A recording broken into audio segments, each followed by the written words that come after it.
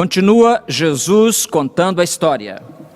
O filho mais velho estava no campo e quando voltava, ao aproximar-se de casa, ouviu a música e as danças e chamando um dos servos perguntou-lhe que era aquilo. Este lhe respondeu: teu irmão voltou e teu pai matou o melhor bezerro, pois o recebeu são e salvo. Mas ele se indignou e não quis entrar. Então o pai saiu e insistiu com ele. Ele, porém, respondeu ao pai: há tantos anos te sirvo e nunca desobedeci a uma ordem tua. Mesmo assim, nunca me deste um cabrito para eu me alegrar com os meus amigos. Chegando, porém, este teu filho que desperdiçou os teus bens com prostitutas, mataste para ele o melhor bezerro. Mas o pai lhe disse: filho, tu sempre estás comigo, e tudo o que é meu é teu. Mas era justo festejar e nos alegrarmos, pois este teu irmão estava morto e reviveu, havia se perdido e foi achado. Fuga, fome, fé, festa e fúria. Hoje é a fúria. Vamos orar. Ó Deus, o teu muito amor para conosco nos deixa sem palavras. Nós nem sabemos o que dizer, estarrecidos com tanta demonstração de amor, de carinho e de misericórdia. Agora pedimos que te manifestes mais uma vez, falando-nos à mente e ao coração, em nome de Jesus. Amém. As igrejas evangélicas hoje vivem num estágio esquisito. Por quê? Nelas há bem mais filhos mais velhos do que filhos mais novos. Elas estão cheias de gente que nasceu na igreja, mas talvez não tenha ainda certeza de salvação. Gente que conhece textos bíblicos, mas que carece de intimidade com o coração do Pai. E talvez até ache que merece alguma coisa porque está na casa do Pai há muito tempo. E por isso acha que tem, abre aspas, direitos adquiridos, fecha aspas. Você gosta de festa? Quando o filho pródigo voltou para casa, a Bíblia diz que o pai mandou fazer uma festa. Ele mandou matar, a tradução Almeida 21 diz o melhor bezerro, as traduções comuns da Revista e Corrigida diz o bezerro cevado. A minha tradução que eu estou lendo este ano, nova versão transformadora, diz que era um novilho gordo. Então era um novilho, um animal preparado para as festas especiais. Há uma tradução da Bíblia, uma tradução curiosa e criativa, na verdade é uma paráfrase chamada A Mensagem, de Eugene Peterson. E lá, nesse relato, o Peterson colocou uma coisa interessante. Ele diz que o pai, quando o filho voltou, o pai mandou fazer um churrasco. Um churrasco. Mas o filho mais velho, que estava voltando do trabalho, voltando da lavoura, provavelmente faminto, mesmo assim, não quis participar. Para ele, aquele churrasco era um equívoco. Para ele, aquele churrasco era um desperdício. E mais do que isso, para ele, aquele churrasco era uma agressão. E por que ele não quis participar da festa do boi gordo? Será que ele era vegetariano? Ou será que ele era defensor dos direitos do bezerro? Nada disso. Lamento, mas é coisa muito mais complicada do que isso. Em primeiro lugar, nós veremos que o filho mais velho não quis participar porque aquele churrasco era temperado à misericórdia.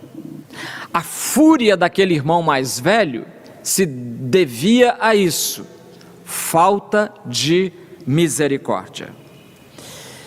E ele não gostava de nada que fosse temperado à misericórdia. Para ele era tudo na justiça, tudo na ponta do lápis, tudo na justiça, nada de quebrar o galho de ninguém, nada de perdoar, nada de misericórdia. Essas coisas não falavam ao seu coração. Ele mostrou sua falta de misericórdia de algumas maneiras. Por exemplo, recusando-se a participar da festa que o pai promovera. No versículo 28, a Bíblia diz que ele se indignou e não quis entrar. Ficou lá fora, indignado, furioso, daí a fúria, furioso e não queria entrar. A visão que eu tenho disso é de ele ser um menino birrento, de bracinhos cruzados, beicinho esticado, protagonizando cenas de imaturidade explícita. Os criados entraram, ele não. Esse filho representa aqueles que não vibram quando os pecadores se arrependem. O Espírito Santo faz a parte dele, convencendo o pecador se sensibiliza com a convicção do Espírito Santo e se deixa converter, mas esse crente não celebra. O crente, filho mais velho, não celebra. Aquele churrasco parece estar salgado demais para ele. Ele achava que por poder entrar e sair da casa do pai a hora que quisesse, sem pedir licença, sem ter que preencher formulário especial, sem ter que atender a protocolos, ele achava que por conhecer cada centímetro daquele território doméstico, digamos assim, que isso lhe proporcionaria mais privilégios em relação ao seu irmão mais novo. Então ele mostrou sua falta de misericórdia, recusando-se a participar da festa. Ele mostrou também a sua falta de misericórdia, recusando-se a considerar irmão o seu irmão. No versículo 30, diz o texto que chegando, porém, isso é o filho mais velho falando para o pai, todo emburrado, todo furioso, e dizendo: chegando, porém, este teu filho... Eu estou aqui há tanto tempo e não ganho nada, chegando este teu filho. Preste atenção nessa expressão, este teu filho. Por que ele não disse, chegando o meu irmão? Porque do coração dele, ele já havia riscado o nome do seu irmão. Em seu coração, o irmão era um afeto que se encerrava. Ele bloqueou o número do seu irmão em seu celular e apagou a amizade dele no Facebook. Não queria mais ter contato com o seu irmão. Não queria considerar irmão o seu irmão. E em terceiro lugar, mostrou a sua falta de misericórdia, recusando-se a aceitar o arrependimento do irmão. Em sua fúria, em sua ira, ele acusou o irmão. Ele desperdiçou os teus bens, papai, desperdiçou os teus bens com prostitutas. Você já leu o relato várias vezes, já ouviu dezenas, centenas de vezes? Em algum lugar Jesus diz que ele gastou o seu dinheiro com as prostitutas? Não, diz apenas que ele vivia uma vida desregrada, isso sim, né? Uma vida vivendo de modo irresponsável, diz lá o versículo 13, mas não diz que ele gastou dinheiro com as prostitutas, com as meretrizes. O texto não diz isso, talvez sim, mas talvez não. E na dúvida, você sabe, né? Não podemos acusar. Mas para esse irmão mais velho, não tinha dúvida, não tinha talvez. A ausência de misericórdia em seu coração transformava conjecturas em certezas. Gastou o dinheiro todo com as prostitutas. Não era verdade. Jesus, pelo menos, não diz isso. Então, o filho mais velho não quis participar porque aquele churrasco era temperado à misericórdia. O pai mandou matar o bezerro gordo, o novilho gordo, o bezerro cevado, e deu uma festa, e esta festa provoca a fúria do irmão mais velho. Em segundo lugar, o filho mais velho não quis participar daquela festa, daquele churrasco, porque aquele churrasco era temperado à humildade. A humildade. E esse tempero também não fazia parte da cozinha do filho mais velho. Ele, batendo no peito, disse, cheio de orgulho, versículo 29, há tantos anos eu te sirvo, meu pai, e nunca desobedeci a uma ordem tua. Olha que sujeito. Há tantos anos eu te sirvo e nunca desobedeci a uma ordem tua. Essa declaração de perfeição revela um desconhecimento da própria pecaminosidade. Eu tenho encontrado, não já encontrei só no passado, mas tenho encontrado frequentemente pessoas batendo no peito e dizendo, eu estou na igreja do Senhor Jesus há 30 anos, há 50 anos, nunca, e etc. Quer dizer, é coisa feia. É como dizem os alemães têm um ditado que diz assim, o autoelogio cheira mal. O autoelogio cheira mal. É uma coisa feia. É uma coisa feia alguém ficar se elogiando. Lembra até aquele fariseu, lembra que Jesus contou outra parábola, outra história que Jesus urdiu e contou. É a história do homem, um fariseu que vai orar e chega no templo, ele diz para Deus assim, ó Deus, é Lucas 18:11, graças te dou porque não sou como os outros homens. Não sou como os outros homens. 2 pontos. Ladrões. Tem 2 pontos, não é eu que estou botando. Ladrões, injustos, adúlteros, nem mesmo como este publicano que está aí atrás orando também. Ou seja, os alemães estão certos. O autoelogio cheira mal. Cheira mal. Há muitos anos, o jornal O Dia publicou uma reportagem dizendo que o Pelé estava na Argentina e lá ele fez o seguinte comentário: jamais existirá outro Pelé. Esse é o Pelé dizendo, jamais existirá outro Pelé, como jamais existirá um Beethoven, um Chopin. Só nasce um a cada século. Ninguém discute, ninguém duvida que Pelé foi o maior jogador de futebol, não é exagero dizer, de todos os tempos. Mas o próprio afirmar isso, convenhamos, foi esquisito, digamos assim. Pegou mal, digamos desse outro jeito. Ainda mais porque, dito na Argentina, a gente viu que era uma provocação clara ao seu concorrente Maradona. O apóstolo Tiago explica por que ninguém deve dizer o que o filho mais velho disse.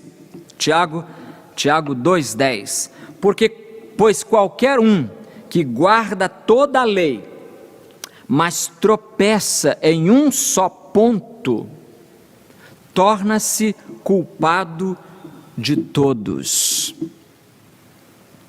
E mais à frente o Tiago diz, Tiago 3,2, todos, não é alguns de nós não, todos tropeçamos em muitas coisas. Todos tropeçamos em muitas coisas. Isso me lembra até uma história ridícula, é para rir mesmo, ou para chorar, não sei, você vai ouvir, depois você me diga se é para rir ou se é para chorar. É a história de um casalzinho, uma história que aconteceu nos Estados Unidos. Um casalzinho de namorados saiu à noite, e durante o passeio eles estavam começaram a sentir fome, e então os pombinhos passaram no McDonald's para pedir um sanduíche, mas fizeram isso no drive-thru, né, sem sair do carro. E o funcionário que atendeu o casalzinho, pegou a sacola, supondo ser a sacola do sanduíche, pegou uma sacola em que o gerente havia colocado todo o dinheiro das vendas daquele dia. Estava a sacola, parecida com a sacola do sanduíche, e o funcionário deu para o casalzinho a sacola do dinheiro do dia. Olha essa história. E deu para o casalzinho pegou o dinheiro, pensando que é o sanduíche, morrendo de fome, e foi para um lugar, né, estacionar direitinho, para comer, conversando. E quando eles abriram a sacola, você pode imaginar, né? Abriram a sacola e viram que em vez de sanduíche, estava ali aquela dinheirama toda. Eles fecharam a sacola e voltaram correndo, às pressas, para a loja do McDonald's. Mas nisso, que vão lá até lá, depois voltam, é tempo suficiente para o gerente ficar desesperado. Ele ficou tão desesperado que já havia telefonado até para a polícia. Tá bom. E quando o gerente viu o casal com o dinheiro, respirou aliviado. E aí começou um discurso elogiando a honestidade dos dois, e disse então que eles se preparassem para dar uma entrevista a um canal de televisão que estava ali, um telejornal da noite, e queria fazer uma reportagem, já que teve um fim tão diferente de uma tragédia. Aí o namorado ficou apavorado e disse: por favor, não, de jeito nenhum, não posso, mas o gerente: mas que é isso? O senhor fez um ato de bondade, por que tanta modéstia? Por que tanta modéstia? E o homem respondeu, apontando para a mulher: é que ela não é a minha mulher. Não era a mulher dele. Ou seja, eram honestos em questão de dinheiro? Eram, sem dúvida nenhuma. Mas adúlteros. Então você viu o que Tiago diz? Tiago 2:10. Tiago 3:2. Todos tropeçamos em muitas coisas. Todos. Quando não é na área de dinheiro, é na área sexual. Quando não é na área sexual, é na área de relacionamento, de calúnia, de maledicência. Todos nós tropeçamos em alguma coisa. Então não era para o filho mais velho receber o irmão com essas pedras na mão. E ele não errava, não é? Ele não errava, não. Por isso, Jesus, certa vez, discutindo com os judeus, disse para eles assim, João 7,19: Moisés não vos deu a lei. Aliás, perguntando: Moisés não vos deu a lei? Não deu? No entanto, nenhum de vós a cumpre. Moisés deu a lei? Deu. E no entanto, ninguém aqui, Jesus aponta o dedo, ele tem moral para apontar o dedo, ele tem, e dizer: aqui ninguém aqui cumpre a lei. Pronto. E todo mundo ficou de bico calado. Na verdade, o filho mais velho estava com ciúme, e a opinião de Deus sobre o ciúme, sobre a inveja, não é coisa boa. Olha só o que Tiago, voltemos a ele, Tiago 3,16 diz: pois onde há inveja e sentimento ambicioso, aí há confusão e todo tipo de práticas nocivas. Eu me lembro de uma frase de William Seckler, um pregador inglês do século 17. Eu gosto dessa frase, ela diz assim: quando alguém se acha um Deus para si mesmo, ele se torna um demônio para os outros. Olha que coisa triste. De novo, quando alguém se acha um Deus para si mesmo, ele se torna um demônio para os outros. Então o filho mais velho recusou-se a participar daquele banquete, daquela festa, daquele churrasco, porque aquele churrasco era temperado à misericórdia, à humildade, e em terceiro e último lugar, ele não quis participar porque aquele churrasco era temperado à comunhão. Com esse churrasco, com essa festa que o pai mandou fazer, reatava-se a comunhão do filho rebelde com o pai perdoador. Mas veja o que o filho mais velho diz ao pai, versículo 29, nunca me deste um cabrito. Olha, é uma reclamação tão infantil, mas vamos ler. Nunca me deste um cabrito para eu me alegrar com os meus amigos. Dá a entender que ele trabalhava para o pai, não porque amasse o pai, mas porque tivesse interesse, porque ele tinha, não há dúvida, ele tinha interesse em receber coisas de volta. Eu trabalho e ganho um cabrito, eu trabalho e ganho um boi, e ganho um novilho, e ganho um rebanho. Ou seja, ele queria churrasco com o tempero do retorno, com o tempero da recompensa, o tempero da premiação. Ele estava trabalhando para juntar, reunir méritos. Oh, infeliz! Mas você viu a resposta do pai? Resposta do pai, verso 31. Filho, meu filhinho do coração, para com isso. Filho, tu sempre estás comigo e tudo que é meu é teu. Como é que pode passar essa minhoca na sua cabeça? Tudo que é meu é seu, você não tinha que ficar me pedindo um cabrito. Ou seja, ele morava com o pai, mas parece que não sabia que tudo era dele. E alguns de nós, meus queridos, parecem esquecer que nós somos herdeiros juntamente com Cristo. Paulo diz em Efésios capítulo 1, bendito seja o Deus e Pai de nosso Senhor Jesus Cristo, que nos abençoou com todas as bênçãos espirituais nas regiões celestiais em Cristo. Meu irmão, você está pedindo uma bênção, uma bênçãozinha, Deus já lhe deu benções no aumentativo, no plural. Você é filho do dono da casa, você é filho do fazendeiro. Não tinha que estar choramingando por causa de um cabrito que o seu pai esqueceu de dizer que é seu. É tudo seu.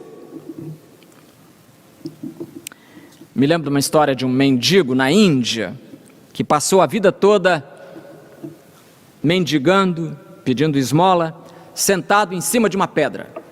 A vida toda. Aí ele morreu e a prefeitura queria fazer uma rua onde tinha aquela pedra. Então tinha que abrir tudo, abrir tudo. E aí removeram a pedra sobre a qual o mendigo passara décadas sentado mendigando. Sabe o que aconteceu? Quando a pedra foi removida, descobriu-se que ali, debaixo dela, havia uma mina de diamantes. Uma mina de diamantes, aconteceu na Índia. Ou seja, o sujeito passa a vida toda esmolando, pedindo dinheirinho, quando ele está sentado em cima de uma mina de diamante. Nós também, às vezes, esmolamos quando Deus tem uma mina de diamantes da sua graça para nos oferecer. O filho mais velho morava com o pai? Morava. Fugiu algum dia de casa para longe do pai? Não. Morava com o pai e por isso estava sempre perto do pai, mas ele não conhecia o coração do seu pai. Eu acho isso a verdadeira tragédia. A tragédia desta parábola, talvez mais do que o filho ir embora e gastar tudo e voltar na miséria, a tragédia é essa aqui. É o filho que mora com não conhecer o coração do velho, do pai. Ele trabalhava para o pai. E a nova versão transformadora diz que ele diz assim, ele falou para o pai assim: eu trabalho para o Senhor que nem um escravo, que nem um escravo. Então ele trabalhava para o pai que nem um escravo, mas não tinha intimidade com o seu pai. Se ele tivesse intimidade com o pai, ele saberia que o pai passara todo o tempo da ausência do seu irmão caçula, orando e torcendo, lamentando a saída do filho e esperando que o filho voltasse. Esse irmão saberia, ele tinha que saber isso, porque ele morava com o pai a vida toda. Tinha que saber, era obrigação conhecer o coração do pai. Ele saberia que seu pai não teria outra reação senão aquela de dar uma festa. Era para saber. Era para saber que aquela festa já estava nos planos do seu pai. E sabe por que ele não conhecia o coração do pai? Sabe por que ele não sabia que tudo que era do pai era dele? Porque ele não tinha comunhão com o pai.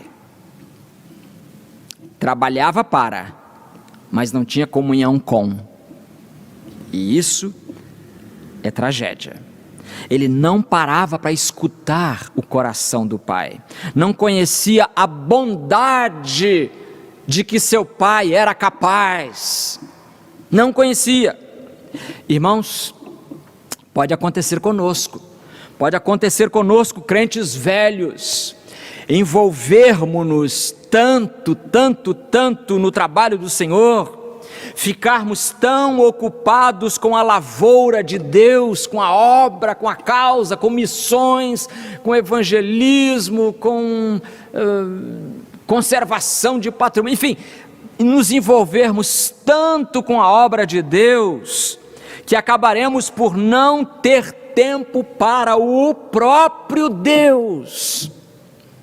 E repito, eis aqui a nossa tragédia. Temos que parar para conversar com o nosso Pai, dialogar com Ele, ter comunhão com Ele, intimidade com Ele, sentir o que Ele sente pelo mundo perdido, nós também temos que sentir. O que Ele sente em relação aos seus outros filhos, nós também devemos sentir. Ou seja, há uma intimidade. O que Ele sente, nós sentimos. O que Ele pensa, nós pensamos. O que Ele quer, nós vamos querer também. Eu quero encerrar, e encerrar hoje o Filho Pródigo significa encerrar essa série de cinco reflexões sobre essa parábola belíssima, a princesa das parábolas. Mas eu queria encerrar fazendo uma pergunta a você. Pergunta: por que você acha, vestibular, primeira questão, por que você acha que Jesus contou esta parábola? Aliás, as outras duas do capítulo 15 têm o mesmo enredo. Alguém se perde e é achado, e quando se acha aquilo que é perdido, dá-se uma festa. É o enredo. Jesus repete. É uma moeda, é uma ovelha, é um filho, uma pessoa. Por que será que Jesus contou esta parábola? Você já parou para se perguntar isso? Se você fizer essa pergunta, você vai procurar a resposta, claro. E aí você vai encontrar a resposta no início do capítulo 15. No início do capítulo 15, a gente lê o seguinte, olha só. todos os publicanos, os desprezados, pecadores, gente sem moral, de moralidade manca, gente sem vergonha, bandido, todos os publicanos e pecadores aproximavam-se dele, de Jesus, para o ouvir. Não é para discutir com ele, não, é para ouvir. A fome era tanta. Mas os fariseus, meu pai, mas os fariseus e os escribas, aqueles que copiavam a lei de Moisés, os profetas, os salmos, viviam copiando e interpretando a lei, mas os fariseus e os escribas o criticavam, dizendo: este Jesus, este rabino, este sujeito, recebe pecadores e come com eles. Tenha santa paciência. Recebe esse tipo de gentalha. Ouve esse tipo de pessoa, convive numa boa com eles. Que tipo de rabino é esse que veio lá da Galiléia? Que rabino estranho. Recebe pecadores e come com eles. 3. Então, contou-lhes esta parábola. Pegou? Que a parábola, ou seja, esta parábola que ele vai contar, que é a das 100 ovelhas, a primeira. Depois da moeda perdida, depois do homem perdido, essas parábolas foram contadas por causa dessas críticas. Do versículo 2, os fariseus e os escribas o criticavam, dizendo: este recebe pecadores e come com eles. Jesus não rejeitava o churrasco de ninguém, e foi para desmascarar a hipocrisia dessa gente tida na época como a essência, o suprassumo da espiritualidade. Ou como diria essa de Queiroz, torres preclaríssimas de santidade. Foi para essa gente que Jesus contou esta e as outras 2 parábolas. Meu amigo, qual é o tempero que dá sabor à sua vida? É a misericórdia ou é a do castigo para os outros, é claro? É da humildade ou é o tempero do orgulho? É o tempero da comunhão ou o da distância? A festa do pai do pródigo provocou a fúria do irmão do pródigo. Lembremos-nos disso, que o bezerro gordo, para ser apetitoso, precisa ter o tempero da misericórdia, da humildade e da comunhão. Ore comigo. Senhor, nós não temos muita moral para criticar esse filho mais velho, porque muitas vezes a atitude dele é a nossa também. Tem misericórdia de nós e ajuda-nos a superar essas barreiras, ajuda-nos a amar aqueles que trazes de perto ou de longe, do jeito que vierem, que nós possamos abraçá-los, amá-los, recebê-los e contigo celebrar o retorno deles. Ajuda-nos, pois, a sermos bons irmãos mais velhos para os filhos mais novos. Em nome de Cristo. Amém.